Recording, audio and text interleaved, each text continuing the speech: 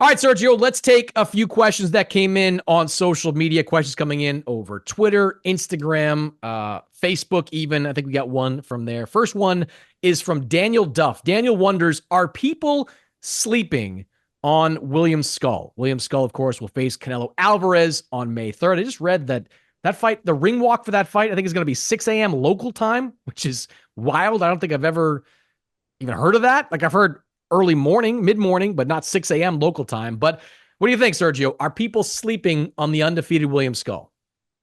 What's this guy's last name? Duff? Like Duff. the beer from The Simpsons? Duff. Are people sleeping on William Skull? People are going to have insomnia when they see William Skull because he's a tricky fighter. He's not going to take chances. You know, he's a spoiler type. So are they sleeping on him? They don't know much about him, so they don't know what to think, including myself. Not too much tape. Yeah, and the tape that I do see against Shishkin, he doesn't take chances. He could be a spoiler and a stinker. I'll put it that way. He can go all the way to the decision. He can make Canelo look bad. But as far as, beating Canelo, I don't see it. So no, I don't think it's a spoiler. I don't think people should be sleeping on him. I think Canelo is a big favorite. Yeah, I think, is there a chance that William Scull could go the distance with Canelo Alvarez? Yes. Yeah, I think there's a chance. Like he could stink out the joint enough to go the full 12 rounds. I don't think he gets knocked out in the same way that Avni Yildirim got knocked out. I mean, Yildirim was just standing there and, took a straight right hand, and that was all she wrote. But Skull has a level of skill that could allow him to go the distance. To your point, he does not take chances. I mean, that Shishkin fight, it was one of the worst championship level fights I've ever seen. And like to the point where neither one of those guys deserved to win. It should have been a draw and that belt should have remained vacated, but he won it. And now he's in this position to collect 7 figures to fight Canelo Alvarez. So no, I don't think we're sleeping on him as a threat to win, but if you're a gambling man and want to bet a couple of bucks on, that fight going the distance, that might eventually be worth it. Monty asks, what's better for boxing in a Tim Tszyu or Keith Thurman matchup? A Tszyu win or a Thurman win when they meet? So which one of those would you like to see, Sergio? Which one is better? Tim Tszyu knocking off Keith Thurman or Keith Thurman continuing the comeback with a win over Tim Tszyu?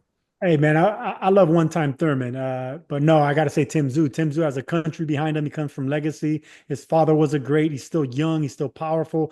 He's a more exciting fighter at this point in their career. Yeah, no, Tim Tszyu has a way more upside and trajectory in a future in boxing. So I would rather see Tim Tszyu have a big win instead of one-time Keith Thurman. Yeah, I think it would be a good story for Keith Thurman, who has had one of the longer layoffs in recent memory. Was it one fight in 5 years?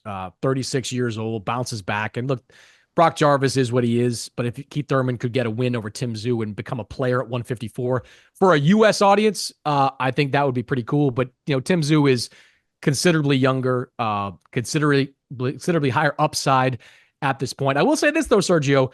Your trainer, who enjoys texting me at like 2:00 in the morning, his time for no reason whatsoever, he believes that Keith Thurman beats Tim Tszyu. If that matchup materialized, who would you favor? Did he also ask you that he wants to train Keith Thurman or any other of these fighters? No, I don't know. I don't know. Wants to train any of these guys. But look, he's one of these guys that's always going to root for the underdog. And that's basically where I get it from. I root for the underdog too, but I'm also realistic. No, the inactivity kills, and Keith Thurman is not the fighter he used to be. So I just don't see no avenue. Tim Tszyu is the truth. Tim Tszyu is the truth. And I think my trainer, like he has been plenty of times, will be wrong in this one. All right. I would also favor Tim Tszyu. I think he's the natural 154. Assuming he learns, like if you stand there and let Keith Thurman tee off on you, that puts you in danger because Keith can still crack. But I would favor Tim Tszyu in that matchup as well. Where are we at here?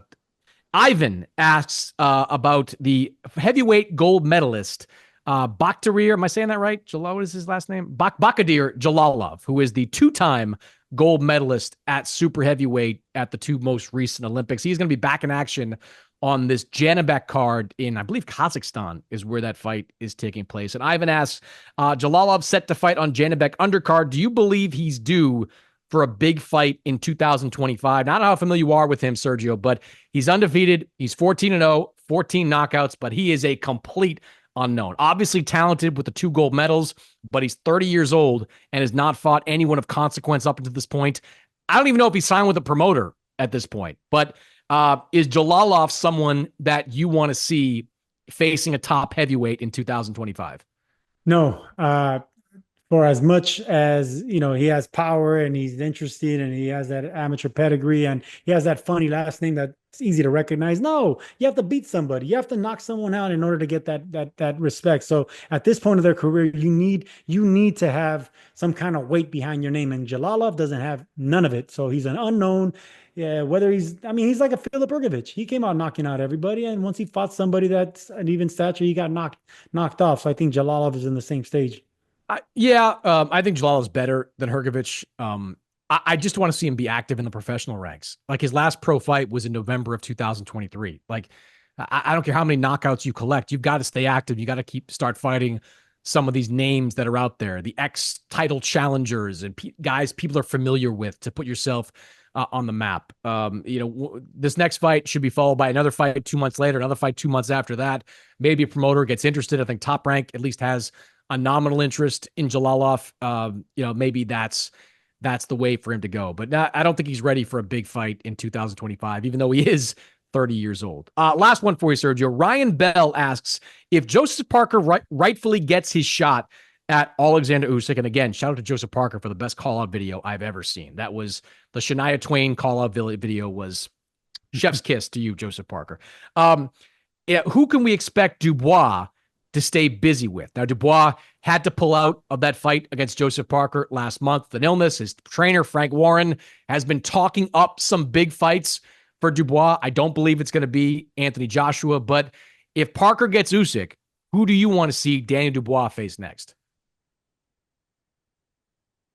Who's up on that list? I mean, I can give you mine. I can start. Joseph Parker's the one I want to see Dubois with. Well, yeah, no, that's the one we want to see. But on April 5th, we are going to get Joe Joyce against Hrgovic. That's going to take place over I'll give you one. Okay. Two vulnerable big punchers. And I know you're going to hate this name, Deontay Wilder. I still think Deontay Wilder could get, strike and strike with one punch and knock out Dubois and come right back on top. Deontay Wilder, Daniel Dubois. That's what I would be very interested in that fight.